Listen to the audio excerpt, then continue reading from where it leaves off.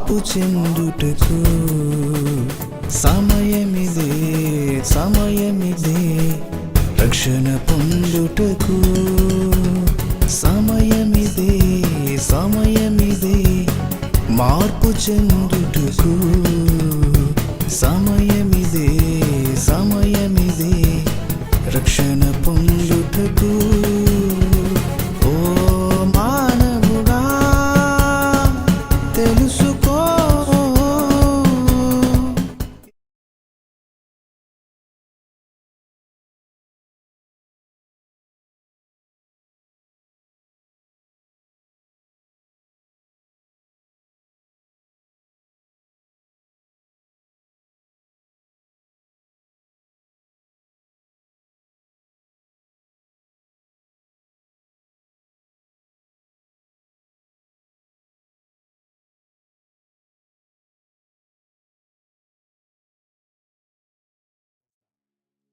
దయచేసి గమనించండి, మీకు భోజనాలు కూడా తయారవుతున్నాయి. అవి మనం ఇప్పుడు తొందరగా ముగించుకున్నా కూడా అవి కావు, కేవలం మీ కొరకే తయారు చేయబడ్డాయి కనుక మీరు తినకుండా వెళితే అది మిగిలిపోతుంది.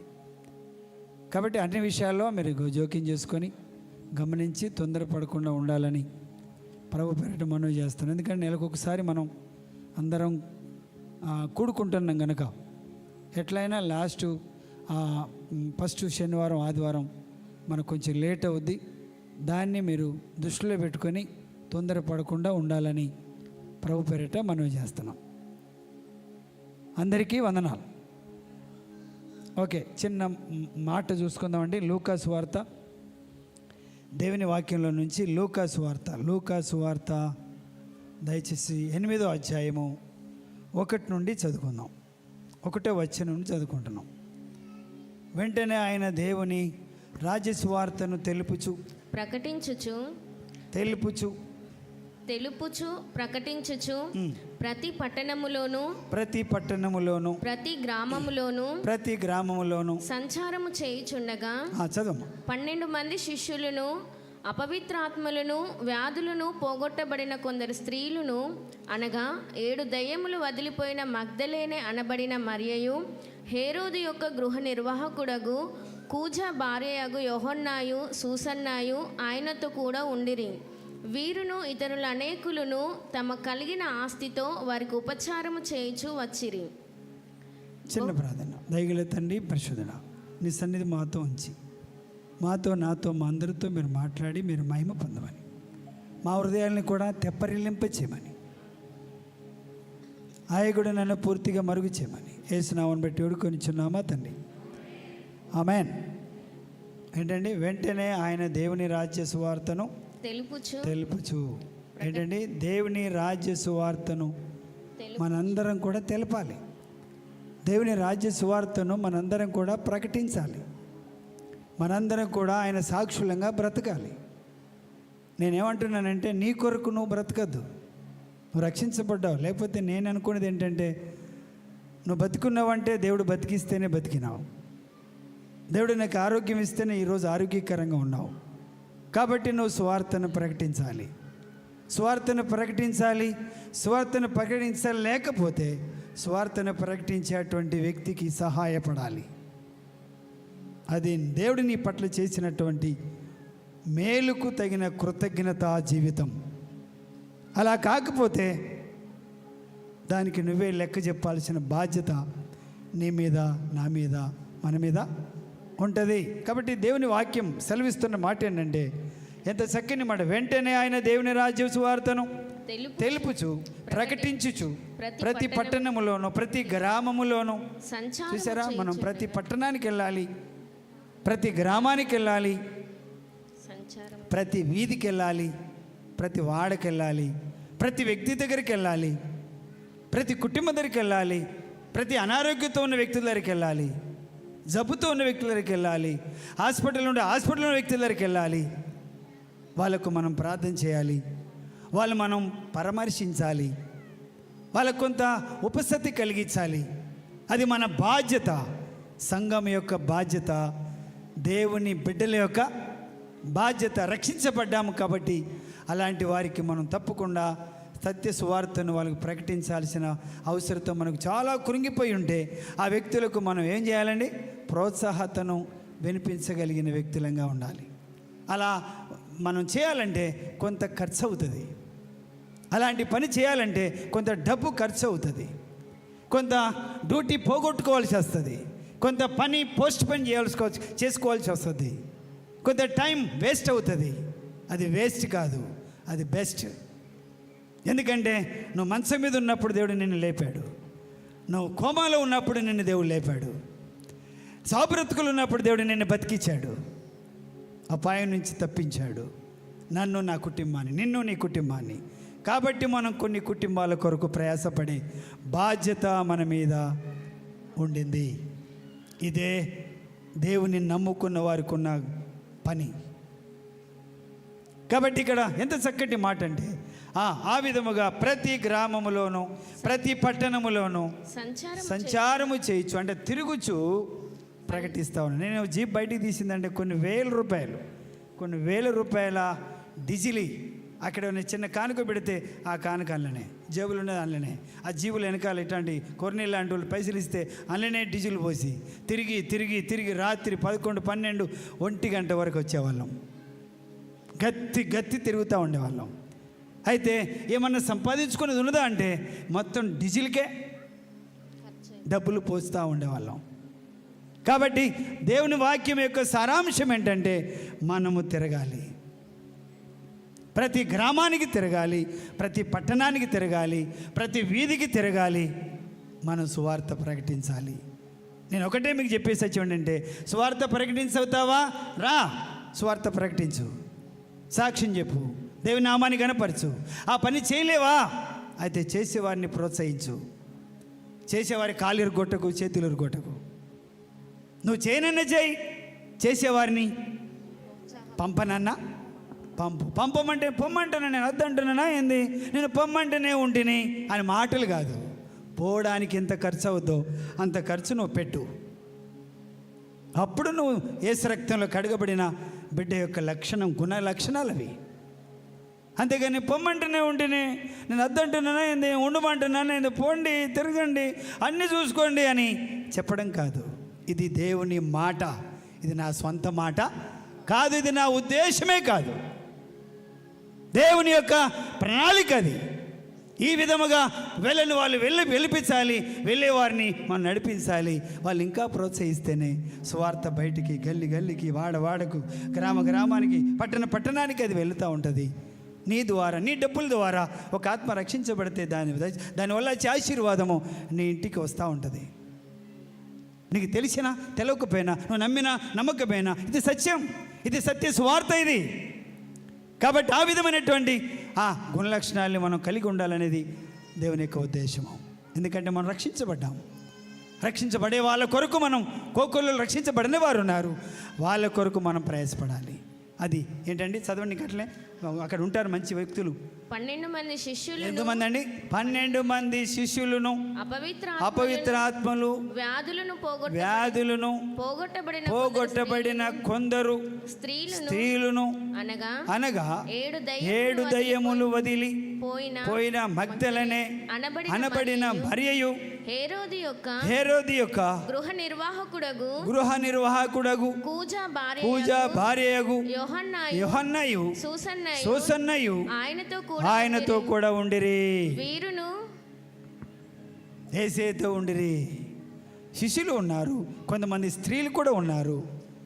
చూడండి, ఎందుకని ఉన్నారంటే, అరే నేను ఎప్పుడో దయ్యం బట్టి తిరిగి బట్టలు లేకుండా తిరిగేదాన్ని, నా ప్రభు కొరకు ఇప్పుడు నేను తిరగాలి, నన్ను ఒక మంచి జ్ఞానము గల వ్యక్తిగా నన్ను చేశాడు, నన్ను పట్టి పీడిస్తున్న దయ్యాలన్నీ ఎల్లగొట్టాడు, నేను ఎక్కడో చచ్చిపోయేటోని, నా యేసయ్య నన్ను బతికించాడు గనక, నా యేసయ్య నన్ను బాగు చేశాడు గనక, నా యేసయ్య నన్ను స్వస్థపరిచాడు గనక నా ప్రభు కొరకు నేను ప్రయాసపడాలి, నా ప్రభు పనిలో నేను కూడా పాలిభాగస్తురాల్ని అవ్వాలి అనేటువంటి సిద్ధాంతాన్ని వాళ్ళు కలిగి ఉన్నారు. మీ కళ్ళ ముందు గడపడుతున్న ఆ స్త్రీలు, ఆ పురుషులు కూడా ఆ విధమైనటువంటి అవగాహనతో వారు ముందుకు రావడానికి ఇష్టపడ్డారు. వాళ్ళని ఎవరో బలవంతం చేయలేదు, వారు పొందిన మేలును బట్టి, వాళ్ళు పొందిన మేలు వాళ్ళు గుర్తొచ్చి, వాళ్ళు దేవుడు వాళ్ళ పట్ల చేసిన మేలును గుర్తు చేసుకొని వారు ముందుకు వచ్చేస్తున్నారు. ఎక్కడికి వస్తున్నారు? ముందుకు వచ్చేస్తున్నారు. నా దేవుడు లేకపోతే నేను బతికేవాడిని కాదు, బతికేదాన్ని కాదనే గ్రహింపొచ్చిన వారు తప్పకుండా దేవుని కొరకు ప్రయాసపడకుండా ఉండలేరు. ఉండగలుగుతున్నారంటే ఆ అవగాహనకు వాళ్ళు రానే దేవుడు చేసిన మేలును వారు మర్చిపోయారని, కొంచెం సౌండ్ పెట్టాయా, మర్చిపోయారని నేను గ్రహిస్తూ ఉన్నా. కాబట్టి అక్కడ ఇంతమందే కాకుండా ఇంకేమని రాయబడిందంటే 3వ వచనంలో వీరును ఇతరుల అనేకులను తమకు కలిగిన ఆస్తితో వారికి ఉపచారము చేయించు వచ్చిరి. 4 అని ఉంటే చూడండి, అక్కడ 4 పాఠతరం 4 అని ఉంటే చూడండి. ఆయనకు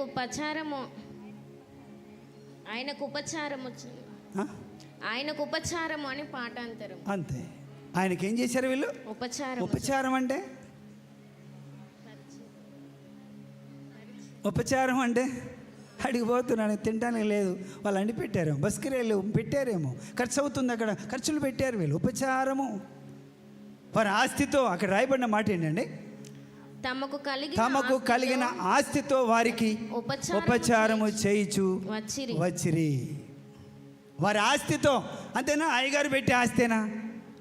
అయ్యగారు పెట్టే డబ్బులేనా?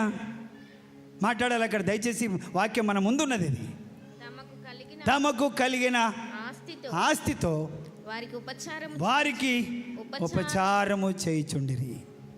అంత గొప్ప విశ్వాసాన్ని వాళ్ళు కలిగి ఉన్నారు. ఎందుకంటే నాకు అక్కడ మగ్దలేని మరియ కూడా ఉంది కాబట్టి ఆమె తలంచింది ఏంటి, అంతగా డీప్గా పరిగెత్తుకునేందుకు ఎందుకు వస్తుందంటే, నాకెందుకు వచ్చిన బాధ, ఎవరు ఎక్కడ పోతే నాకేంది, నేను ఎందుకు పెడతా, నేను ఎందుకు పోతా అని ఆ మైండ్ తనకు రాలేదంటే ఏంటంటే, నాకు అర్థమయ్యేది ఏంటంటే, ఆమెను దేవుడు విడిపించాడు. ఎన్ని దయ్యాల నుంచి? 7 దయ్యాలు పట్టి పీడిస్తున్నాయి. బట్టలు లేకుండా పరిగెత్తుతుంది ఊళ్ళకి, బయటికి, అక్కడికి, ఇక్కడికి. ఒంటి మీద బట్ట పేగు ఉంటలేదు, ఒంటి మీద ఉంచుకుంటలేదు, ఆమె చింపి పడేస్తుంది. అలాంటి వ్యక్తిని దేవుడు చెప్పరండి విడిపించాడు. ఆ దయ్యాలు వెళ్ళిన తర్వాత నాకు సిగ్గు అనేది ఏంటో ఆయనకి అర్థమైంది. అప్పుడు వస్త్రాలు ధరించుకోవడం స్టార్ట్ అయింది. అది ఎంత గుర్తొచ్చిన తర్వాత, అరే నా ప్రభు కొరకు నేనేమి చేసినా తక్కువే అనే భావాన్ని తను కలిగి ఉండి ప్రభు సేవలో ఆయనతో కూడా ప్రయాసపడడానికి ఆమె ఇష్టపడింది. అర్థమైంది కదా మీకు? దేవుడు మీ పట్ల ఏమైనా సహాయం చేసేయడానికి మీరు గుర్తించినట్లయితే, ఆయన మందిరానికి సహాయం చేయడానికి ఎందుకు వెనకాడతావు నువ్వు? ఆయన కార్యకలాపాల్లో ఎందుకు వెనక తీస్తావు నీ హస్తాన్ని? ఆ మొండితనం నిన్ను గొప్ప చేస్తుందా? ఆ అడ్డం తిరిగే లక్షణం నీకేమైనా సహాయపడుతుందా? ఏమో రేపు ఎట్లుంటామో, రేపు అలాంటి పరిస్థితికి మనం గురవుతామో. మన చేతిలో మనం లేం, మనం ఆయన చేతిలో ఉన్నాం. ఎవరి చేతిలో? దేవుడి చేతిలో మనం ఉన్నాం, కానీ మన చేతిలో దేవుడు లేడు. పరిస్థితులు ఆయన చేతులు ఉన్నాయి, కానీ ఆయన మన చేతిలో లేడు. నువ్వు ఎటు వంచితే అటు వంగిటోడు కాదు ఆయన. ఆయన వంచితే ఎటు వంచుతాడు వంగగలిగిన వ్యక్తులంగా మనం ఉండాలి, కానీ ఆయన వంచే స్థానానికి మనం వెళితే దెబ్బతింటాం, కష్టపడతాం, నష్టపోతాం. దయచేసి సత్యం మీ ముందు సత్యాన్ని పెడతాను నేను. ఆయనకు మనం వంగాలి, కానీ ఆయనను మనం వంచే ప్రయత్నం చేసావా, చాలా చాలా చాలా పరిస్థితులు మనం ఎదుర్కోవాల్సిన పరిస్థితి మనకు తట్టసిస్తా ఉంటుంది. ఇది సత్యం, ఇది సత్య సువార్త. కాబట్టి నీకు తెలియంది ఏముందంటే, ఆయనకు మనం సహకారంగా ఉండాలి, ఆయనకు మనం సపోర్ట్గా ఉండాలి, ఆయనకు మనం కుడి హ్యాండ్గా ఉండాలి, ఆయనకు మనం చెప్పరా, ఏం చెప్పరా, సపడి కూర్చుంటారా, అండగా ఉండాలి. అది నీకెంతో మేలు, అది నాకెంతో మేలు, అది మనందరికీ ఎంతో మేలు. మన సంఘానికి మేలు, మన సహవాసానికి మేలు, మన కుటుంబానికి మేలు, మన జీవితానికి మేలు. ఎందుకంటే మన జీవితం ఈరోజు ఉందంటే ఆయనే. ఎవరండి? ఓ పాట ఉంటుంది, ఏదో పాట ఉంటుంది, ఉన్నానంటే, బతికి ఉన్నానంటే. ఏంటండి మీకేం అది గొప్పని అర్థం కదా ఏంది? ఈ స్థితిలో ఉన్నానంటే ఈ స్థితిలో ఉన్నానంటే ఉట్టిన అక్కడ కూర్చొని అంటే ఎట్లా ముందుకు రారు, అది పరిగెత్తుకొని వచ్చా ఎవరికైనా వచ్చా? ఈ స్థితిలో ఉన్నానంటే, బతికి ఉన్నానంటే ఏదో భలే ఉంటుంది ఆ పాట. సూత్రమేందమ్మా, ఎందుకు డౌట్ పడుతున్నా? పట్టుకో, మైక్ తీసుకో. స్థితిలో ఉన్నానంటే ఇంకా బ్రతికున్నానంటే నీ కృప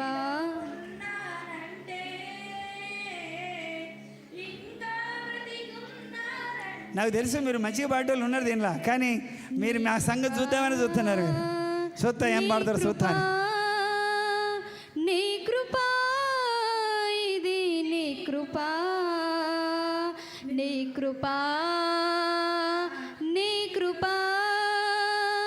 నీ కృప ఇది నీ కృప. ఈ స్థితిలో ఉన్నానంటే ఇంకా బ్రతికున్నానంటే నీ కృప ఉన్నానంటే ఇంకా బ్రతికున్నానంటే నీ కృప నీ కృప నీ కృప ఇది నీ కృప. చాలు చాలు. కాబట్టి ఏంటంటే అది ఆయన కృప. మనం నిలిచి ఉన్నామంటే ఆయన కృప, మనం బ్రతికి ఉన్నామంటే ఆయన కృప. ఈ స్థితిలో ఉన్నామంటే, ఏదైనా ఒక స్థితి ఉందనుకో మనకు, ఆ స్థితి ఎట్లా వచ్చింది? ఆయన కృప వలన, ఆయన దయ వలన. నువ్వు ఒప్పుకోకపోతే నేనేం చేయలేను. అది మాత్రం సత్యం, ఇది మాత్రం 100% సత్యం. ఆయన కృప వలననే, ఆయన దయ వలననే, ఆయన ప్రేమ వలననే, ఆయనను మనం ధరించుకోవడం ద్వారానే తప్ప నీ పర్సనల్ విధానం కానే కాదు. ఈ విధముగా దేవుడు మనల్ని ఎంతోమందిని ఆశీర్వదించాడు. యేసుక్రీస్తు వారు, యేసుక్రీస్తు దయ వలన నువ్వు ఒక మంచి పొజిషన్లో ఉన్నావంటే నా యేసయ్య వలనే తప్ప అది నీ శక్తి, నీ బలం, నీ జ్ఞానం కాదు అని చప్పలు కొట్టండి చూద్దాం. కాదు, కానే కాదు. నీ శక్తి కాదు, నీ బలము కాదు, నీ నీ నీ వ్యవస్థ కాదు. దేవుని కృప, దేవుని దయ. కాబట్టి ఎంత చక్కటి గ్రహింపు వచ్చిందంటే ఎవరికి? మగ్దలేనే మరియకు. అంతగా డీప్గా దూసుకుని ఎందుకు వెళ్ళిపోతుందంటే, పిచ్చిదా ఏంది, బాగా ఉరుకుతుంది, మాకంటే ముందు ఉరుకుతుంది, మంచి మంచి మాహిమున్నారు సీనియర్లు. కానీ మొన్ననే వచ్చిన వ్యక్తి ఏమే, ఎవరు? మొన్ననే స్వస్థపరచబడ్డ వ్యక్తి, మొన్ననే బాగుపడ్డ వ్యక్తి, కానీ దూసుకునే చేస్తుంది ముందుకి. నా ప్రభు నా కొరకు ఎంతో గొప్ప మేలు నన్ను బతికిచ్చాడు. ఆ దయ్యాలు నన్ను చంపేటివి, ఆ అడవిలో తిప్పి తిప్పి తిప్పి ఎక్కడో బిస్కి చంపేసేటివి అవి. నా నాయన నన్ను సజీవురాలుగా నిలబెట్టాడు కనుక ఆయన కొరకు నేను చచ్చిపోయేంత వరకు ఆయన సేవ చేస్తాను. నాకు సాధ్యమైనంత వరకు, నాకు చేతనైనంత వరకు, నా శక్తి కొలది నా ప్రభు కొరకు నేను ప్రయాసపడతానని మగ్దలేనే మరియా బయటకు వచ్చేసింది. ఈశ్వర ఏమంటలేడు, ఆ చిన్న లెవెల్ అద్దా, నువ్వు అద్దు అంటలేడు. రాని ఎంతమంది వచ్చినా రాణిస్తాడు. ఏం చేయడు? వద్దు అని అనడు, వద్దని ఆటంకపరచడు. ఎంత మంచి దేవుడండి. చూడండి, ఇలాంటి ఈ వ్యక్తులలో ధనవంతులు కూడా ఉన్నారు. ఇప్పుడు మనం చదువుకునే స్త్రీలల్లో గొప్ప గొప్ప ధనవంతులు. ఈ మధ్యలోనే మరీ కూడా మరి డబ్బులు ఉన్న విషయం, డబ్బులు లేని మనిషి, ఓ పేదరాలా ధనవంతురాలా తెలియదు, కానీ ఆమె కూడా ప్రభు కొరకు ఏం చేస్తుంది? ఉపచారం చేస్తుంది, అండగా నిలబడుతుంది, వెనకాల ప్రోత్సాహాన్ని ఇస్తుంది. ప్రభువుకు అండగా నిలబడ్డారు. దేవుని సేవకు నువ్వు అండగా నిలబడితే నీకు, నీ కుటుంబానికి, నీ పిల్లలకి ఎంత మేలో. ఇప్పుడు కనపడదు, కంటికి కనపడదు, చెవికి వినపడదు, హృదయానికి దేవుని పనిని నువ్వు ముందుకు తీసుకువెళ్ళే పనిలో నువ్వు ఉండు. అద్భుతమైన ఆశీర్వాదాన్ని నువ్వు, నీ పిల్లలు చూస్తారు. ఇది నేను పొగిడిచ్చి మాట్లాడే మాట కాదు, లేదా నేను మెప్పించి, నేను ఎట్లా మెప్పించి నేను 2000 వసూలు చేసే మాటలు కాదు ఇవి. ఇవి అక్షరాల దేవుని మాటలు. ఇది దేవుని స్వార్థ ఇది. కాబట్టి అలాంటి శ్రేష్టమైన వాటిలో మనం చేయి కలిపి ప్రభు నామాన్ని గణపరచాలి, ఆయన స్వార్థను ముందుకు తీసుకువెళ్ళాలి. ఆ తర్వాత ఏంటండి? ఆ తర్వాత లూకా స్వార్థ 24వ అధ్యాయం 10వ వచనం. లూకాసు వార్త 24వ అధ్యాయము 10వ వచనంలో ఒక మాట ఉంటుంది. దయచేసి ఈ చూడండి. సంగతులు అపోస్తులతో చెప్పిన వారెవరనగా ఆ, మగ్దలేని మరియయు, యోహన్నాయు, యాకోబు తల్లి అయిన మరియయు, వారితో కూడున్న ఇతర స్త్రీలును. అయితే వారి మాటలు వీరి దృష్టికి వెర్రి మాటలుగా కనబడెను. అది చాలా చాలా జాగ్రత్తగా ఆలోచించండి. వాళ్ళ మాటలు, ఆ స్త్రీల మాటలు పురుషులకి, శిష్యులకి, గొప్పవారికి ఎలా కనపడుతున్నాయి? వెర్రి మాటలుగా కనపడెను, పిచ్చి మాటలుగా కనపడెను. ఇప్పుడు నెహెమ్యా మాటలు మీకు ఒకవేళ కొంతమందికి పిచ్చి మాటలు కనపడచ్చు, నాకు తెలియదు. అవి పిచ్చి అయినా కానీ మంచి అయినా కానీ ఏం చేస్తున్నాయి అవి? ఆ మాటలు దేవుని పనిని జరిగిస్తున్నాయి. దేవుని పనిని జరిగిస్తున్నాయి కాబట్టి ఆ మాటలు మంచి అని మనం 100% నమ్మచ్చు. లేకపోతే అది అక్కడనే ఉంటుంది. దాన్ని ఎవరు ముందుకొచ్చి పట్టించుకునేవారు ఉండరు. ఎవరో ఒక్కరు ముందుకొచ్చి అలా ప్రోత్సహించకపోతే దేవుని పనిని పట్టించుకున్న వాళ్ళు ఎవరు? నాకెందుకు వచ్చిందని అలా అంటూ ఉండగా దేవుడు ఆయనకి 2 వారాలా, ఎన్ని వారాలే? 2 వారాల నుంచి ఆయన నిద్ర పట్టకుండా పొద్దాకి ఇదే గుర్తు చేపిస్తూ ఉంటే ఆ మనోడు ముందుకు వచ్చి నిలబడ్డాడు. లేకపోతే నిలబడవలసిన అవసరం లేదు. అయితే ఆ పద్ధతి చాలామందికి ఒకళ్ళు పిచ్చితనంగా, ఎర్రితనంగా, ఈ పిచ్చోడు ఏంది బాగా ఎక్కువ చేస్తున్నాడు, ఈ పిచ్చోడు ఏంది ఎక్కువ చేస్తున్నాడని రకరకాలుగా మాట్లాడుకోవచ్చునా తెలియదు. కానీ దేవుడు మాత్రం అతన్ని ప్రేరేపించి ఆయన పనిని జరిగించడానికి. ఎందుకంటే మేము 3 నెలలు ప్రార్థన చేసాం. ఎన్ని నెలలు? 100 రోజుల 3 నెలలు ప్రార్థన చేస్తున్నాం. మళ్ళీ 40 రోజులు ప్రార్థన చేస్తున్నాం. మళ్ళీ 21 రోజు ప్రార్థన చేస్తున్నాం. మా ప్రార్థనలు వ్యర్థం చేయడం అనేది మాకు ఒక నమ్మకం, ఒక విశ్వాసం, ఒక నిరీక్షణ. మాకు ఈరోజు జరగదు, రేపని జరిగిస్తాడు, ఎల్లుండి జరిగితే ఎవరితో జరిగిస్తాడో మాకు తెలియదు. కానీ మేము అడిగేది మా భోగేచ్ఛల కొరకు కాదు, మా సుఖభోగాల కొరకు కాదు, దేవుని పని జరగడం కొరకు మాత్రమే కేవలం ఆశపడి ప్రార్థనలు చేస్తూ ఉన్నాం. కాబట్టి ఈ వ్యక్తిని ఏం చేశాడు? దేవుడు లేపాడు. నువ్వు కూడా లేవాలి. నువ్వు లేవగలిగిన వ్యక్తివే, నువ్వు లేవగలిగినటువంటి తల్లివే, తండ్రివే. కానీ నువ్వు లేవలేదు కాబట్టి దేవుడు ఎవరినో ఒకరు లేపాలనే ఉద్దేశంతో ఏం చేశాడు? లేపాడు.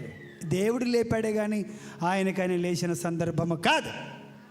కాబట్టి అలా దేవుడు లేపిన వ్యక్తిని మనం చులకనగా ఎంచడం అది మనకు మంచిది కాదు. ఇక్కడ ఈ స్త్రీలు చెప్తా ఉండగా వాళ్ళు ఏం చేస్తున్నారు? ఎవరెవరండి? చదువు. మగ్దలేని 24:10 చదువుతున్నావా? 24:10. ఈ సంగతులు అపోస్తులతో చెప్పిన వారెవరనగా. ఎవరికి చెప్తున్నారండి? అపోస్తులు అంటే గొప్పవారు, బలిగున్నాం, గొప్ప సంఘ పెద్దలు, సంఘ ప్రాముఖ్యులు, ముఖ్యులు, అలాంటి వారికి చెప్పుతూ ఉండగా చెప్పిన వారెవరనగా మగ్దలేని మరియయు, యోహన్నాయు. ఎవరు వచ్చిన ముందుకి? మగ్దలేని మరియ. ముందు పేరు ఎవరిది ఉంది? మగ్దలేని మరియ. చూసారా? ఆమెను చూసి చాలామంది అసహించుకోవచ్చు. ఒకవేళ ఏంద్రే బాగా ఎక్కువ చేస్తుంది, మొన్నటిదాకా దయ్యాలు బట్టి బట్టలు లేక తిరిగింది, ఏంద్రే ఇది మనకు చెప్పేది, ఏంద్రే ఇది మనకు చెప్పేది అని ఒకవేళ వాళ్ళు చులకన చేశారని రాయబడి ఉంది అక్కడ. ఎంతమంది చులకన చేసినా నువ్వు చేసే పని దేవుని పని అయితే నువ్వు భయపడద్దు. నువ్వు చేసే పని దేవుని నామాన్ని గణపరిచేదైతే ఎంత మాత్రం కూడా నీ అడుగు వెనక్కి తీయద్దు. నువ్వు ముందుకు సాగిపోవాలి. ఎందుకంటే నీ వెనకాల దేవుడు ఉన్నాడు, నీ ముంగట దేవుడు ఉన్నాడు, నీ పక్కకు దేవుడు ఉన్నాడు. మంచి విషయంలో ఆసక్తి కలిగి ఉంటే నీకు హాని చేసేవాడు ఉన్నాడు. కొంతమంది ఉండవచ్చు, కానీ వాళ్ళు నిన్నేం చేయలేరు. అది పని ఎవరిది? దేవుని పని. నెహెమ్యా దేవుని పని చేస్తూ ఉండగా కొంతమంది దుండగులు వచ్చి వాడిని రమ్మని పోయిటు తీసుకురాపమ్మంటే ఏమన్నాడు నెహెమ్యా? అరే మాట్లాడరండి ఇంతసేపా? నేను రాను, నేను చేసే పని గొప్పది, దాన్ని విడిచి నేను మీ యొద్దకు వచ్చుటకై నేను ఎందుకు నా తండ్రి పనిని, నా దేవుడి పనిని ఆపాలి? నేను రాలేనని చెప్పు అని చెప్తాడు. కొంతమంది బెదిరిస్తూ అతన్ని ఆ పని చేయకుండా ఆపడానికి ప్రయత్నం చేస్తే, ఒక వ్యక్తి, ఒక పర్సన్ మనకు కావాలి. దేవుని కొరకు ధైర్యముగా నిలబడగలిగినటువంటి వ్యక్తులు ఉంటేనే దేవుని కార్యములు మనం చూస్తాం. దేవుని పనులు తప్పకుండా జరుగుతాయి. అయితే నిలబడగలిగిన పర్సన్స్ కావాలి. దేవుని పక్షంగా నిలబడగలిగిన వ్యక్తులు కావాలి. అలిగి గులిగి పోతే దేవుని పనులు జరగవు. ఎంతమంది ఎన్ని అనుకున్నా అస్సలు ఆకూడదు. ఆయన ఎవరి పేరు తీశాడు? ఇప్పుడు ఎవరి పేరు తీశాడండి? మాట్లాడండి. సంఘ పెద్ద ఎవరి పేరు తీశాడు? ప్రభుదాస్ పేరు మాట్లాడండి అండి. ప్రభుదాస్ చచ్చిపోయి ఎన్ని సంవత్సరాలు అవుతుంది? అరే ఎవరు ఉన్నారా అండి? ప్రభుదాస్ తాలూకా విజయ్ డాడీ చచ్చిపోయి ఎన్ని సంవత్సరాలు అవుతుంది? గట్టిగా 2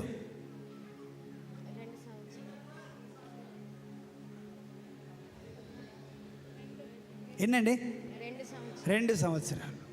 అరే ఆయన చనిపోయాడు అందరు, కానీ ఆయన చనిపోలే. సంఘంలో ఆయన క్రియలు కొనియాడబడుతున్నాయి. ఆయన పనులు అవి సంఘంలో మాట్లాడుతున్నాయి. ఆ మనిషి ఉన్నట్లుగానే ఆయన గురించి మనం చెప్పుకుంటున్నాం.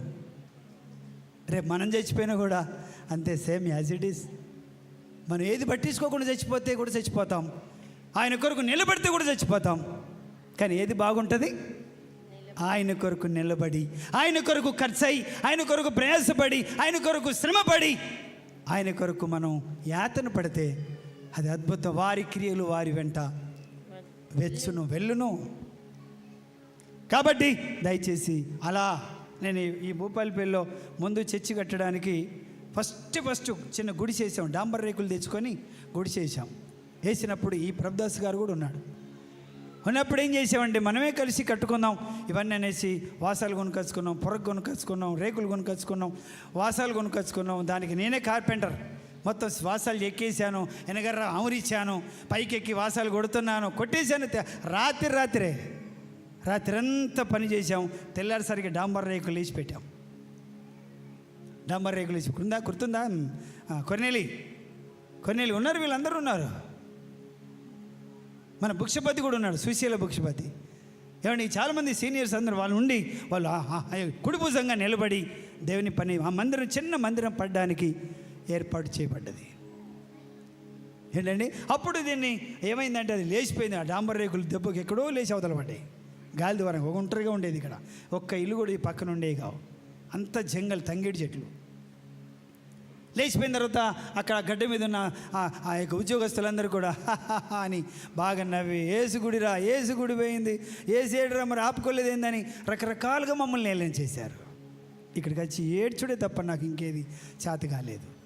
బాగా ఏడ్చాను. తండ్రి, మాకెవరున్నారయ్యా? మా పక్షంగా ఎవరు నాయన?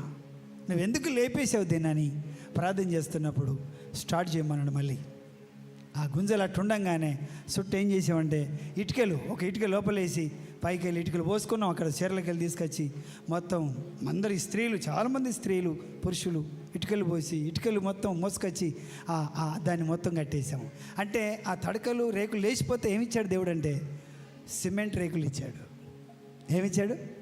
డాంబర్ రేకులు పోయి అని నేను అనుకుంటున్నాను. ఏంటంటే అందరికీ డాంబర్ రేకులు ఉండడం ఏంది నువ్వు అనుకుని దాన్ని తీసి అవతల పడేస్తే దాన్ని అడుగుని ఏమొచ్చినాయి?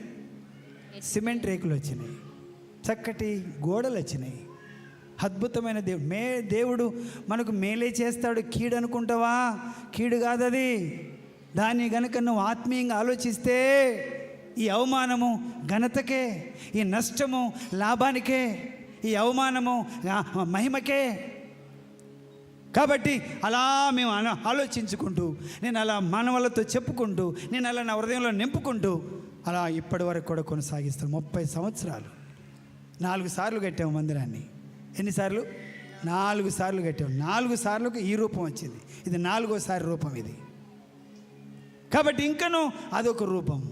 కొంచెం మెల్లగా ప్రయాసపడుతున్నాను. మీ అందరి చేతులు ఉన్నాయి, మీ అందరి కష్టార్థం ఉంది, మీ అందరి ప్రయాసం ఉంది, మీ అందరి చెమట ఉంది. దేంట్లో? మందిరంలో. ఇది మన మందిరం, మనం కష్టపడి కట్టుకున్నటువంటి మందిరం. కాబట్టి దీంట్లో ఇక్కడ ఏం జరుగుతుందంటే, ఎందుకు పనికిరాని స్థలంలో దేవుని, జీవం గల దేవుణ్ణి ఆరాధించేటువంటి అవకాశాలని దేవుడు కలగా చేశాడు. మన కష్టార్థం ఈ విధముగా ఏర్పాటు చేయబడింది. చుట్టుపక్కల దాదాపు 100 కిలోమీటర్ల దూరం నుండి మనుషులు ఇక్కడికి వచ్చి మేలు పొందేటువంటి వ్యవస్థ జరుగుతుంది. కాబట్టి దాన్ని డిస్టర్బ్ చేయడానికి మనుషులు పూనుకుంటే అది దేవుడు ఏర్పాటు చేసి పునాది ఎవరు వేశారు? ఈ పునాది దేవుడు వేశాడు కానీ ఏ మానవుడు వేయలేదు. కాబట్టి ఆ పునాది రాయిని కదిలిస్తే శాపగ్రస్తులు అవుతారు. ఏమవుతారు? ఏంటండి, పునాదులు పాడైపోగా నీతిమంతులు ఏమి చేయగలుగుతారు? పునాదులు పాడు చేసుకుంటే నీతిమంతులు ఏం చేయ, నీ భక్తిని నువ్వు ఖరాబ్ చేసుకుంటే, నీ ఆసక్తిని నువ్వు పాడు చేసుకుంటే, దేవుడు నీకు ఇచ్చిన మేలును నువ్వు గుర్తించకపోతే దానికి ఎవరు బాధ్యులు కాదు. నువ్వే బాధ్యుడివి, నువ్వే బాధ్యురాలివి. కానీ దేవుడు అద్భుతమైన కార్యాలు ప్రతి వ్యక్తిలో చేసినాడు. ప్రతి వ్యక్తులు ఇక్కడ ఎంతమంది ఉన్నామో అంతమంది కుటుంబంలో దేవుడు ఏదో ఒక మేలు చేశాడే కానీ ఎవరికి ఏమి చేయలేదనేటువంటి వ్యక్తులు ఇక్కడ ఎవరైనా ఉంటే చేయలేవండి. నాకు మాత్రం దేవుడు ఏమి చేయలేదండి అన్న వాళ్ళు ఎవరైనా ఉంటే దయచేసి ఏంటి నిర్గలంగా మీ చెయ్యి ఎత్తి చూపియండి. లేపండి ఒకరు. లేవు, ఇన్నాక లేవు, ముసల్దానా ఇన్నాక లేవు. ఇనలేదు, అందుకే లేపుతాను చెయ్యి. నాకు దేవుడు ఏమి చేయలేదన్న లేపు అంటున్నా నేను చెయ్యి. దేవుడు నాకు ఏ మేలు చేయలేదు అనుకున్న వాళ్ళు ఎవరైనా ఉంటే చేయలేపండి. దేవుడు ప్రతి వ్యక్తి కుటుంబంలో ఏదో ఒక మేలు, ఏదో ఒక ఆశీర్వాదము, ఏదో ఒక దీవెన దేవుడు మనకు కలుగజేశాడు. కాబట్టి దయచేసి దేవుని బిడ్డలారా, ఆయన మనకు చేసిన మేలును బట్టి కృతజ్ఞతగా మనం ఆయన సాక్షులంగా బ్రతకాలి. ఆయన సువార్తను మనం ప్రకటించాలి. ఆయన సువార్తను ప్రకటించే వ్యక్తుల్ని మనం పంపేటువంటి వ్యక్తులంగా మనం ఉండాలి. అది దేవుని చిత్తం. అది కాక మరొకటి అయితే అది దేవుని చిత్తంగా సైతాని చిత్తం. ఇదే దేవుడి చిత్తం. కాబట్టి అట్టి వ్యక్తులంగా మనం ఉంటే మనకు గొప్ప ఆశీర్వాదము మనకు దొరుకుతుంది. ఫిలిప్పీయులకు రాసిన పత్రిక 3వ అధ్యాయము. ఫిలిప్పీయులకు రాసిన పత్రిక 3వ అధ్యాయము దయచేసి చూద్దామా? 3వ అధ్యాయం 7-8 వచనాలు. 7-8 వచనాలు. అయినను ఏవేవి నాకు లాభకరములై ఉండెనో వాటిని క్రీస్తు నిమిత్తము నష్టముగా ఎంచుకొంటిని. అది ఎవరండి? పౌలు గారు. ఏవేవి నాకు లాభకరములని ఉండెనో వాటిని క్రీస్తు నిమిత్తము నష్టముగా ఎంచుకొంటిని. ఈ 2000 కరెంటు బిల్లు కడదాం అనుకున్న పక్కన పెట్టుకున్నా. ఎందుకు ఇస్తా నేను ఇయ్యా? ఏంటండి, ఈ 2000 కరెంటు బిల్లు కడదాం అనుకొని పెట్టుకున్నా. లేదా ఇంటి కిరాయి కడదామని పెట్టుకున్నా. ఎందుకు ఇస్తా నేను ఇయ్యా? అది నీకు మంచిది కాదు. ఏమనుకోవాలట? నష్టముగా ఎంచుకున్నాడంట ఆయన. లాభకరమైన వాటిని నష్టం. దాన్ని ఆపు, ఆ పని ఆపు, ఈ పని జరిగించు. నువ్వు జయించే పని ఏంటో అది ఆపు, దేవుని పని ముందు జరిగించు. అది నీకెంతో మేలు, నీకెంతో ఆశీర్వాదము. ఎందుకంటే దేవుడు లేకపోతే మనం లేము. దేవుడు లేకపోతే మన పిల్లలు లేరు. మనం లేకపోతే మనం ఏమీ లేదు, జీరో. కాబట్టి నీ పనిని ఆపి ఆయన పనిని జరిగించేటట్లుగా పౌలు గారు ఏం చేశాడు? ఏవేవి నాకు లాభకరములై ఉన్నాయో వాటిని నా యేసయ్య నిమిత్తము నష్టముగా ఎంచు. అది చేస్తే నాకు నష్టం, ఆయన పని చేస్తే నాకు లాభం, ఆయన కనపరిస్తే నాకు లాభం, నన్ను కనపరుచుకుంటే నాకు నష్టం అనేటువంటి స్థాయికి అతడు వచ్చాడు. మనం ఎందుకు రావద్దు? మనం ఎందుకు ఆ స్థాయికి రావద్దు? మనం ఎందుకు ఆ గ్రహింపుకు రావద్దు? మనం కూడా సేమ్, మన కొరకు కూడా ఆయన ప్రాణం పెట్టాడు కదా, మనల్ని కూడా రక్షించాడు కదా, మనకు కూడా రక్తం కార్చాడు కదా, మన కొరకు కూడా సిలువకి ఎక్కాడు కదా. ఆయనకి ఏం రక్షణ ఇచ్చాడో సేమ్ రక్షణ మనకు కూడా ఇచ్చాడు. కాబట్టి ఆయనకి ఎక్కువ ఇచ్చి మనకు తక్కువ ఇచ్చాడా? ఏంటండి, సేమా కాదా? కాబట్టి ఆయన ఎంత చక్కటి గ్రహింపును ఆయన కలిగి ఉన్నాడు. కాబట్టి దేవుణ్ణి ఆయన ఘనపరచడానికి ఇష్టపడుతున్నాడు. ఏవేవి నాకు లాభకరములో, ఏవేవి నాకు ఉపయోగకరములో అవి నష్టములను ఎంచుకొని దేవుని చిత్తం చేయడానికి ఆయన ముందుకి వచ్చాడా లేదా? మీ బైబిల్ ఉందా లేదా? ఈ మాట ఉన్నదా లేదా మీ బైబిల్లో? మాట చెప్పరేంటండి? ఏవేవి నాకు లాభకరములై ఉన్నవో వాటిని నా యేసయ్య కొరకు నేను దాన్ని నష్టం. ఈ పని చేయడం నష్టం నాకు, నా ప్రభు పని చేయడమే నాకు లాభం అని మనం ఎందుకు అనుకోవద్దు? మీరు అందరూ అనుకున్నారు కాబట్టి ఇప్పుడు మీ పేర్లు ఏంటి గిన్నిస్ బుక్లోకి ఎక్కినాయి. మీరు మీ పేర్లను ఇచ్చారు. కొంతమంది పేర్లు ఇవ్వలేదు కావచ్చు. సరే, నీకు తెలియక ఇవ్వలేదేమో. నువ్వు పోయేటప్పుడు నీ పేరు రాసుకో, నీకు మేలు. నీ పేరు రాయకపోతే నీ పేరు రాయించుకుంటే నీకెంతో మేలు, నీకెంతో ఆశీర్వాదము. ఈ పనే ఘనమైనది, నీ పని ఘనమైంది. కమాన్, కాదు నువ్వు చేసే పని ఘనమైంది కాదు, దేవుని పని ఘనమైందని పౌలు గారు సెలవిస్తున్నాడు కనుక మనము కూడా ఆ స్థాయికి రావడం మనకు ఆశీర్వాదం, నష్టమా? ఆశీర్వాదం. కాబట్టి మీకా గ్రంథం దయచేసి చూడండి. మీకా గ్రంథం 7వ అధ్యాయము 19వ వచనం. మీకా గ్రంథం. ఆయన మరలా మన యందు జాలిపడును, మన దోషములను అణచివేయును. వారి పాపములన్నిటినీ సముద్రపు అగాధములో నీవు పడవేతువు. మంచిగా చదవాలి. ఆయన మరలా మన యందు జాలిపడును, మన దోషములను అణచివేయును. వారి పాపములన్నిటినీ సముద్రపు అగాధములలో నీవు పడవేతువు. పూర్వకాలమున నీవు మా పితరులైన అబ్రహాము యాకోబులకు ప్రమాణము చేసిన సత్యమును కనికరమును నీవు అనుగ్రహింతువు. చాలండి, చాలా మీకు అర్థమైందా? మనం చేసిన పాపాలను బట్టి చూస్తే లెక్క చింపినిత్తారు కావాలా కుటుంబం. మనం చేసిన పాపాలను బట్టి లెక్క చూస్తే నీ బలం నా బలం పనికిరాదు.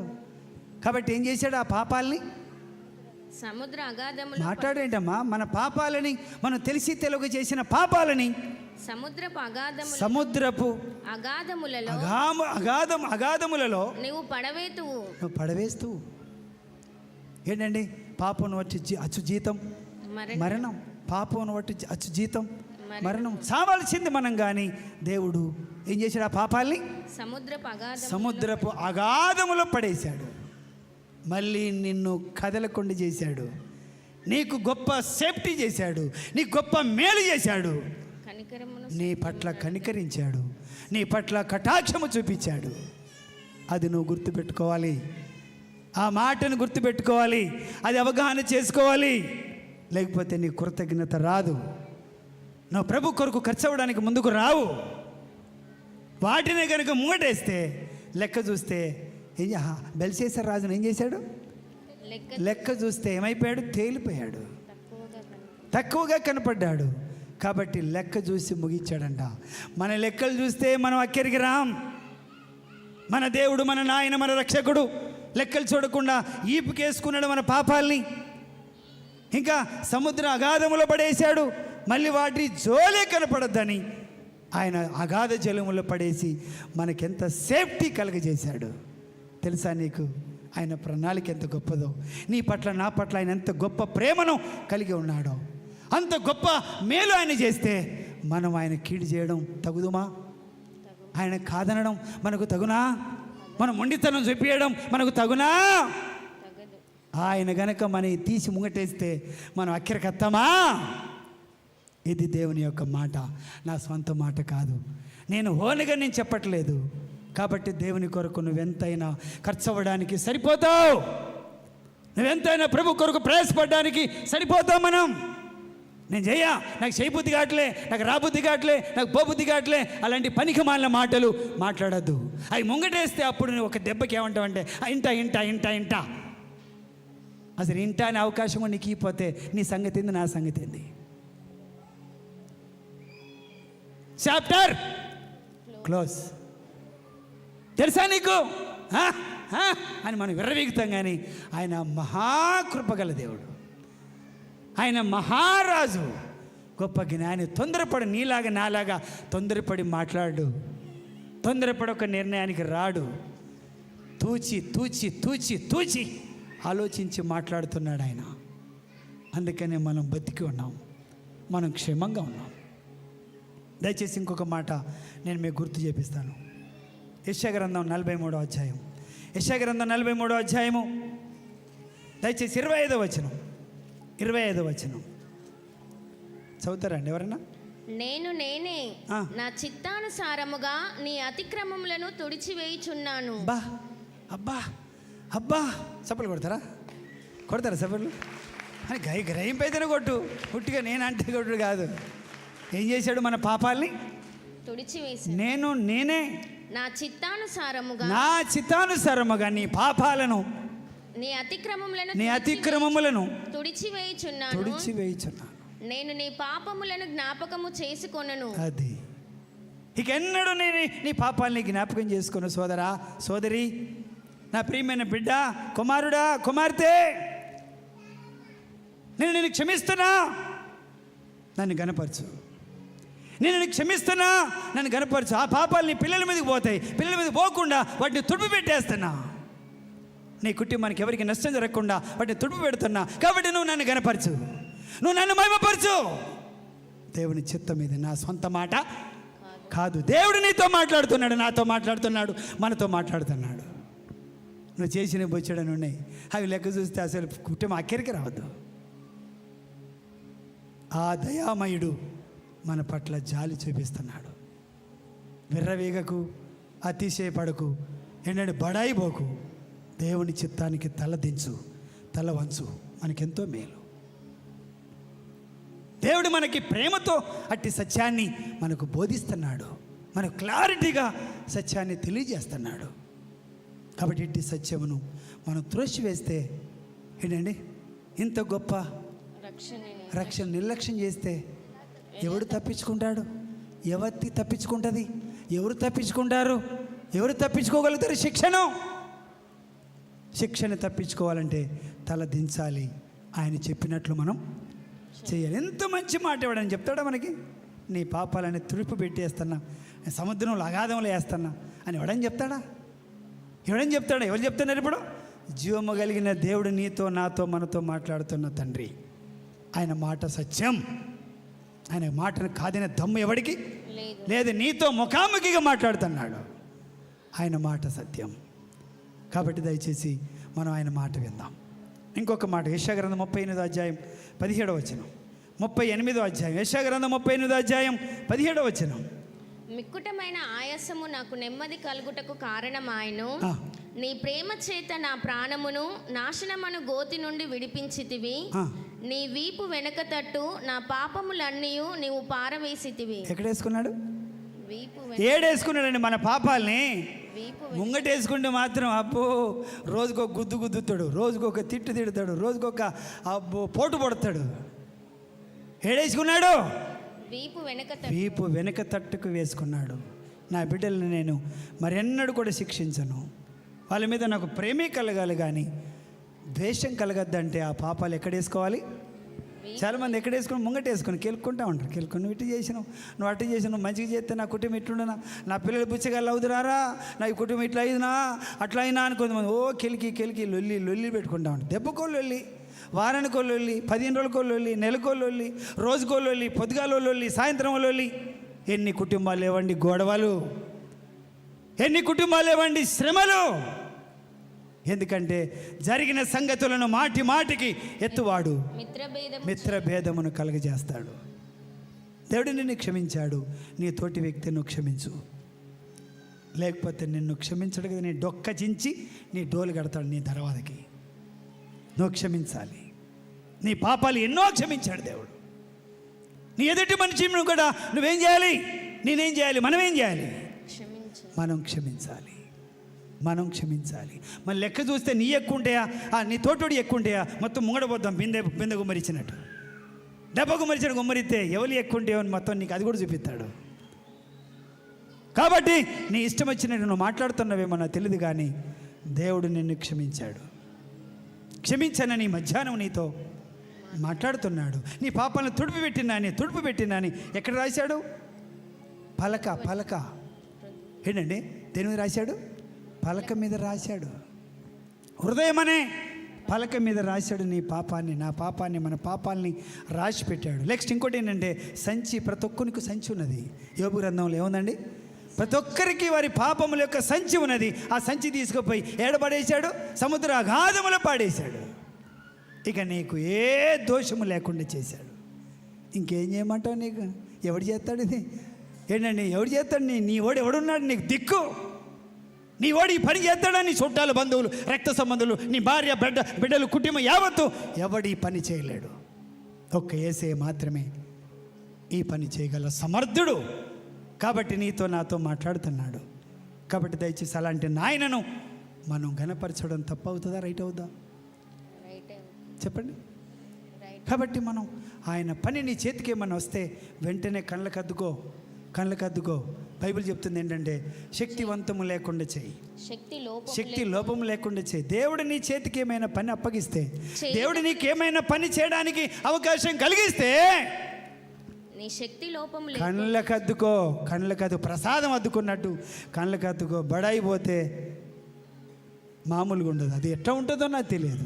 ఒకరోజు నవ్వుతాడు దేవుడు. ఏమని? సామెత గ్రంథంలో ఉంటుంది, నవ్వుతాడని. నీకు అపాయం కలిగినప్పుడు నవ్వుతాడు.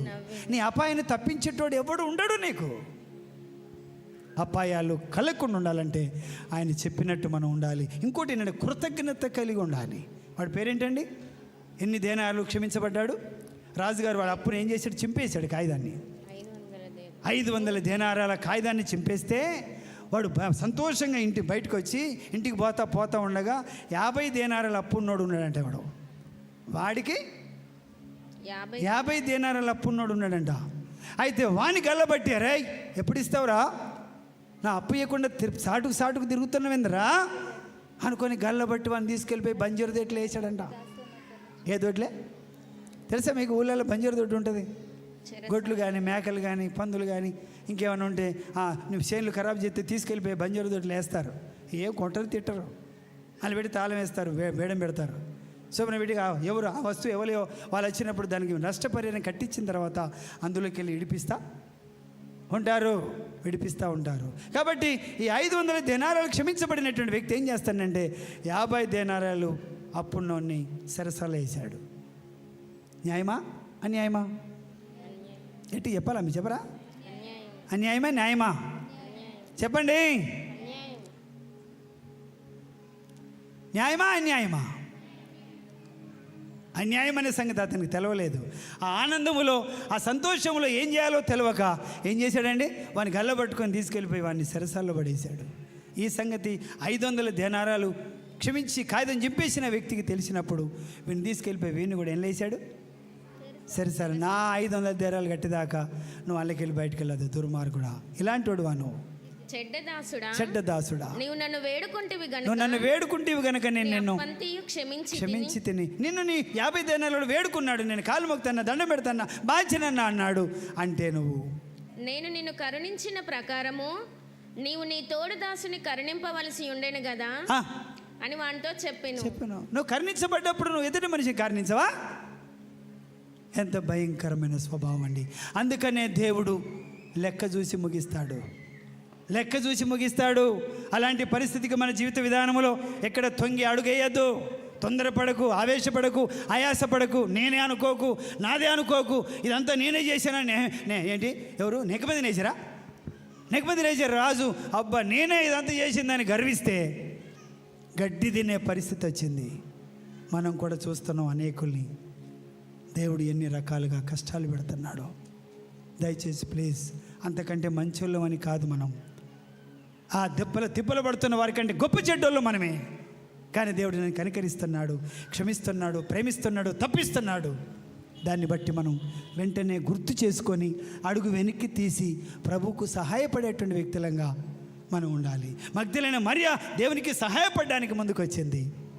ఎందుకంటే మనం కూడా అదే శిక్షా విధిలో ఉండగా దేవుడు మనల్ని విడిపించాడు. విడిపించబడిన ప్రతి వ్యక్తి కూడా దేవునికి సహాయపడవలసిన బాధ్యత నీ మీద, నా మీద, మన మీద ఉన్నదా లేదా? ఉన్నది. కాబట్టి అట్టి గ్రహింపుతో మనం ముందుకు వెళ్ళాలి. కానీ మొండితనంతో గనక నువ్వు ముందుకెళ్తే ఒక రోజు నీ దగ్గరికి తప్పకుండా వస్తాడు దేవుడు. ఏమి సోదరా, ఏమైంది నీకు? అలా ఇట్లా అంటే అపాయం వచ్చిందండి, నాకు పక్షవాతం వచ్చిందండి, నాకు ఇట్లా మైండ్ బ్రెయిన్ స్ట్రోక్ వచ్చిందండి. మొన్న ఎవరు చెప్తున్నా బ్రెయిన్ స్ట్రోక్ అంట. స్ట్రోక్ ఏదో గుండె స్ట్రోక్ అంటే విన్నా కానీ బ్రెయిన్ స్ట్రోక్ అంట, ఇంకేదో స్ట్రోక్ అండి. నేను రాత్రి వచ్చి వాకింగ్ చెప్పినాను కూడా బ్రెయిన్ స్ట్రోకే. దేవునికి ఒప్పుకున్నాడు కాబట్టి ఆ 25 లక్షల ఉద్యోగం విడిచిపెట్టి దేవుని కాళ్ళు పట్టుకొని మొక్కడానికి వచ్చిండు కాబట్టి బతికి బట్ట కట్టిండు. కానీ లేకపోతే ఎప్పుడో మట్టిలో మన్నైపోయేటువంటి వాడు. కాబట్టి దయచేసి నేను మీకు చెప్పే సత్యం ఏంటంటే, దేవుని బిడ్డలారా, నీ ఆత్మీయ తండ్రిగా నేను చెప్పే సత్యం ఏంటంటే, దేవుని పనికి మనం సాకారంగా ఉండేటువంటి వ్యక్తులంగా తప్పకుండా మనం ఉండాలి. మన చెయ్యి ప్రతి దాంట్లో కలిసి ఉండాలి. అది మనకెంతో మేలు, మనకెంతో ఆశీర్వాదం. ఈ మందిరంలో కొంతమంది చేయలు కలవని వ్యక్తులు నాకున్నారు, నా మైండ్లో ఉన్నారు. కానీ నాకు అద్దు, నేను చెప్పను, నేనే ప్రార్థన చేస్తున్నా. కలవద్దు ఆ చెయ్యి కలవద్దు ప్రభా అని కూడా నేను 30 సంవత్సరాల నుంచి ప్రార్థన చేస్తా ఉన్నా. ఎందుకంటే నువ్వు లెక్కలేసే రకం కాబట్టి నీ చెయ్యి కలిసినా కూడా నా నాయనకు అది ఘనత రాదు. దేవుని నామాన్ని కనిపించేటువంటి వ్యక్తి చెయ్యి కలిస్తే నీకు మహిమ తండ్రి, నీకు మహిమ తండ్రి, నీకు మహిమ తండ్రి. కాబట్టి మనము మన కాళ్ళు చేతులు దేవుడు మంచిగా ఉంచుతాడు కాబట్టి మనం ఏదైనా చేయగలుగుతున్నాం, బయటకు పోగలుగుతున్నాం, రాగలుగుతున్నాం, అన్నీ చేయగలుగుతున్నాం, అన్నిట్లో పాల్గొనగలుగుతున్నాం. కాబట్టి అట్టి స్థితిని మనం ఎన్నడూ మర్చిపోకూడదు. దయచేసి గమనించి, మన ఇంట్లో మన సంఘంలో కరుణాకర్ అని ఉంటాడు. కరుణాకర్ వచ్చిండు. అనే కరుణాకర్ అనేటువంటి వ్యక్తి వచ్చిండు. కింద కూసో, కుర్చీలో కూసో. కరుణాకర్ ఎప్పుడో చచ్చిపెట్టాడు 15 సంవత్సరాల క్రితం. ఎక్కడి నుంచి పడి ఈ జనుకో స్టార్ట్ అయింది. దానికి ఒక గొట్టం కట్టారు పైన. ఆ గొట్టానికి పెయింట్ వేయడానికి వెళ్ళాడు. అక్కడి నుంచి కింద పడి రాడ్లు కుచ్చుకొని బయటికి వెళ్ళిపోయినాయి. అటు ఇటు బయటికి వెళ్ళిపోయినాయి రాడ్లు మొత్తం. భయంకరంగా చచ్చిపోతారని చెప్పారు. కానీ దేవుడు ఆశ్చర్యకరుడు.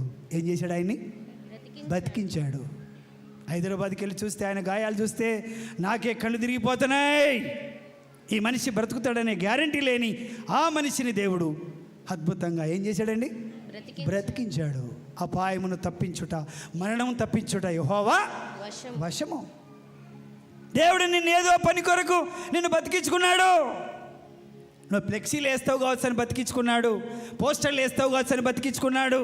దేవుని పనిలో ఏ కార్యకలాపాలను వాడబడతావు అనుకుని దేవుడు నేను బతికించుకున్నాడా? నీ ఇష్టం వచ్చినట్టుగా తిరగడం కొరకు బతికించుకున్నాడా? నువ్వు దాన్ని గుర్తించాల్సిన అవసరత నీకున్నది. ఈ మధ్యాహ్నం దేవుడు నీతో గుర్తు చేస్తున్నాడు. దేవుడు నీ కర్తవ్యాన్ని గుర్తు చేస్తున్నాడు దేవుడు. కాబట్టి ఎంత భయంకర, ఎంత మంచి జ్ఞానం గలవాడు ఆయన. ఆ కుటుంబంలో అతడే పర్ఫెక్ట్ వ్యక్తి. ఆ కుటుంబంలో ఆయనే గొప్పవాడిగా ఉన్నటువంటి వ్యక్తి. బాగా చదువుకున్నాడు. ఒక పెద్ద షాప్ పెట్టుకోవాల్సినటువంటి వాడు. ఏం షాప్ అది? ఏదో ఒక షాప్ పెట్టుకోవాలి. ఏంటిదండి? పోస్టర్లు ఏం చేయ ఫాస్ట్ షాప్ పేరు ఏమంటారు దాన్ని? Printing press.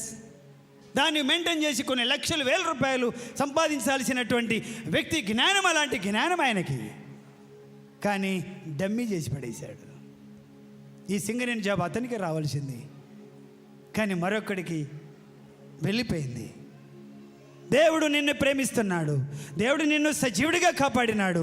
కాబట్టి దేవుని కొరకు నువ్వేం చేస్తున్నావు? నువ్వు దేవుని నామాన్ని ఏ విధంగా కనపరుస్తున్నావు? నీ పేరు ఈ బుక్లో రాసినవా? అది నీకెంతో మేలు. దేవుని పనిలో మనం సహకారంగా ఉంటే మనకెంత ఆశీర్వాదము. కాబట్టి మగ్దలేని మరియా ఏం చేస్తుందండి? ప్రభు నామాన్ని ఘనపరుస్తుంది, ప్రభు నామాన్ని మహిమపరుస్తుంది. ఆమె కాదు, గొప్ప గొప్ప ధనవంతులైన వారు, గొప్ప గొప్ప ధనవంతులైన స్త్రీలు, వాళ్ళ భర్తలు గొప్ప గొప్ప జాబర్స్, వాళ్ళు గొప్ప గొప్ప అధికారులు, రాజు దగ్గర ఉన్నటువంటి వ్యక్తులు వాళ్ళు. అలాంటి భార్యలు ఏంటండి ఆయన సేవలో ఆయన పనిలో పాల్గొని పౌలు గారిని ప్రోత్సహిస్తున్నారు, ధైర్యపరుస్తున్నారు. మేము ఉన్నామయ్యా, నువ్వు భయపడద్దు, నువ్వు వెళ్ళు, ఎంత దూరమైన వెళ్ళి సువార్త చేసిరా, నీ బాధ్యతలన్నీ మేము భరిస్తాం అనేటువంటి అండ ఇచ్చినటువంటి స్త్రీలు, అలాంటి యోగ్యులు. అందుకని వాళ్ళ పేర్లు ఎక్కడ పెట్టాడండి? జీవగ్రంథం అందు వాళ్ళ పేర్లు రాయించాడు. దేవుడు ఎంత గొప్పవాడు. కాబట్టి దయచేసి ప్లీజ్, ఇదే ఒక అవకాశం. మళ్ళీ మనకు అవకాశం లేదు. రేపు ఎట్లుంటామో తెలియదు, రేపేం జరుగునో మనకు తెలియదు. నువ్వు అనుకునే ఒక్కటి జరగదు. నీ ఆలోచనలు వ్యర్థం. దేవుని ఆలోచనలు అవి ఖచ్చితంగా సక్సెస్ఫుల్ అవుతాయి. నువ్వు కట్టుకునే అన్ని ఆలోచనలు, నువ్వు ఆలోచించే ఆలోచనలన్నీ అవి ఏంటి అండి? శాల పురుగు నేసిన వల, శాల పురుగు నేసిన వల, అది గిట్లా అంటే పోద్ది. నువ్వు ఆలోచించిన అన్ని తుచ్చమైపోతాయి. దేవుని ఆలోచనలకు రా, దేవుని మాటకు సమ్మతించడానికి రా, నీకెంతో మేలు. అలా తలపిరుస్తనంతో మొండిగా నువ్వు ప్రవర్తిస్తావా, నీకు కళ్ళ ముందే చూపిస్తాడు. వద్దు వద్దు వద్దు వద్దు, ఆయనకు మనం సమ్మతించి ఆయన నామాన్ని మనం కనపడదాం. ఈ స్త్రీల వలె ఏంటంటే, ఆ శిష్యుల వలె వాళ్ళ సమస్తాన్ని వదిలిపెట్టి దేవుని పని చేయడానికి వారు ముందుకు వచ్చారు. వాళ్ళకు పనులు ఉన్నాయి, వాళ్ళకు డ్యూటీస్ ఉన్నాయి, వాళ్ళకు గొప్ప గొప్ప స్థానాలు ఉన్నాయి, వాళ్ళకి ఎకరాలు ఉన్నాయి, వాళ్ళకు సమస్తమైనవి ఉన్నాయి. కానీ వాళ్ళు దేవుడు పిలవగానే వెంటనే లోపడ్డారు. అజ్ఞానులు కాదు, పిచ్చోళ్ళు కాదు, వెర్యులు కాదు. ఏంటండి, దేవుని పిలుపును తీసుకొని వెంటనే లోపడ్డారు కనుక వారే జ్ఞానులు, వారే గొప్పవారు, వారే శ్రేష్ఠులు, వారే ప్రయోజకులు. కాబట్టి అలాంటి శ్రేష్టమైన పనిలో మనం కూడా చేయగలుపుదాం. ఆయన సువార్తను మనం ఏం చేద్దాం? చెప్పండి, ప్రకటిద్దాం. ఆయన సువార్త పనికి కావలసిన ఏర్పాట్లు మనం చేద్దాం. ఏం తక్కువ ఉంది? ఏం తక్కువ ఉంది మోషన్న? ఏం తక్కువ ఉంది ఎలీషన్న? ఏం కావాలో చెప్ప, మేము ఉన్నాం అనేటువంటి వ్యక్తులంగా మనం కుడుభుజములుగా ఉండాలి. అప్పుడు ఆయన సువార్త బయటికి వెళ్ళిపోద్ది. ఆయన సువార్త ప్రకటించబడాలి. ఒక్క ఆత్మను రక్షించుకో. నువ్వు కోట్లు సంపాదించుకుందంటే ఎక్కువ. ఒక ఆత్మను మారు మనసు పొందించు, ఒక మనిషిని బాప్తిసం ఇప్పించు, ఒక మనిషిని దేవుని దగ్గర తీసుకురా. నీ కోట్ల కంటే విలువైంది ఆత్మ. ఒక భక్తుడు చెప్పింది, నేను తరాజు పట్టుకున్నానంట. తరాజు పట్టుకొని ఈ లోకంలో డబ్బంతా ఒక దిక్కు పెట్టాడంట. బంగారం, వెండి, రక్తనాలు, వడేరియాలు మొత్తం పెట్టాడంట. ఒకవైపున ఒక ఆత్మను పెట్టాడంట. పెట్టి ఇట్లా తరాజు పట్టుకున్నాడంట. ఏది బరువు ఉందంట? చెప్పండి వాడతాని. అది తెలుసు కాబట్టి నాకు 4,000 అయినా 5,000 అయినా ఖర్చు పెట్టుకుని వెళ్ళిపోతూ ఉంటా. ఎందుకు నష్టం? ఇంత అవసరమా? నువ్వు ఇంత డబ్బు పెట్టుకొని పోవడం అవసరమా అని నన్ను కొంతమంది వేధిస్తూ ఉంటారు. కొంతమంది నన్ను డమ్మీ చేస్తూ ఉంటారు, పిచ్చోడా అంటూ ఉంటారు, ఎర్రోడా అంటూ ఉంటారు. నువ్వు డబ్బులు లేకపోయినా కూడా ఎందుకు ఇంత ఖర్చు పెట్టేస్తున్నావు అంటారు. నేను ఖర్చు పెట్టి తిని బిర్యానీ తినలేదు, థమ్సప్ తాగలేదు. ఏంటండి, కేవలం డీజిల్ పోసుకొని అంత దూరం వెళ్ళిపోయాను. ఆ ఒక్క మనిషి కొరకు 5,000 ఖర్చు పెట్టాను, 7,000 ఖర్చు పెట్టాను, 10,000 ఖర్చు పెట్టాను. ఎందుకో తెలుసునా?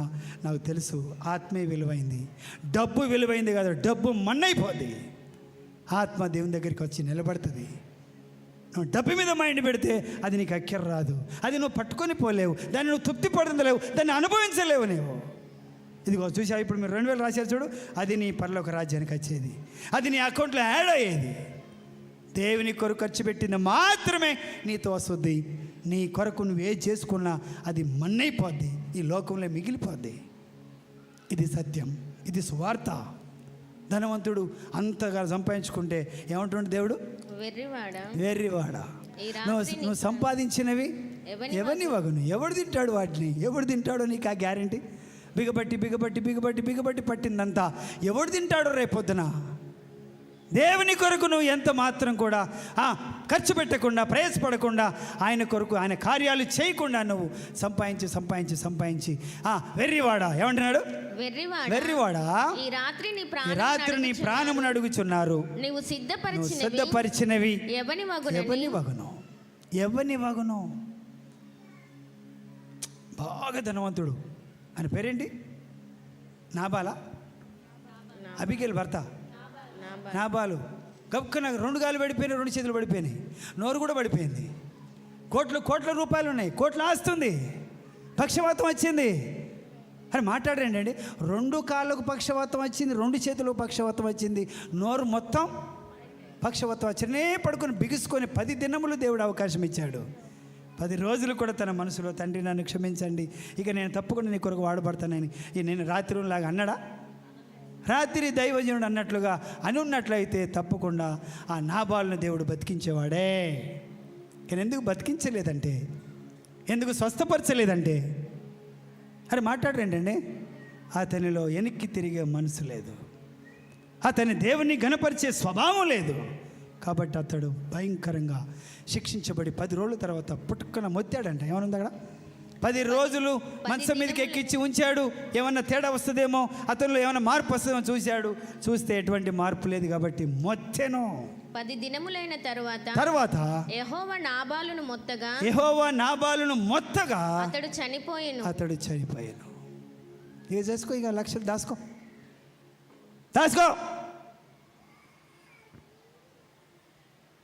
కాబట్టి దేవుడు మనకి అవకాశం ఇస్తాం. మనందరం కలిస్తే దేవుని నామం. ఇప్పుడు ఆయన ఏదో చర్చి గురించి చెప్పాడు.